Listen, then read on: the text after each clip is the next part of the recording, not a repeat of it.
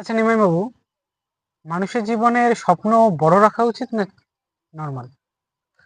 দেখো, হামেশা জীবনে বড় যদি কেউ স্বপ্ন রাখতে পেরেছে, সে কোথাও না কোথাও ভালো একটা জায়গা তৈরি করে।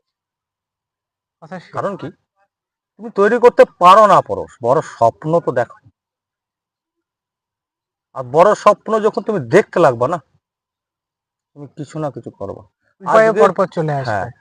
আজকে তুমি দেখো যে 8 ঘন্টার একটা চাকরি করে, সে কিন্তু কিছু করতে পারেনি। যদি 24 ঘন্টা ভেতরে 16 ঘন্টা কেউ মেহনত করেছে, সে কিন্তু করতে পেরেছে।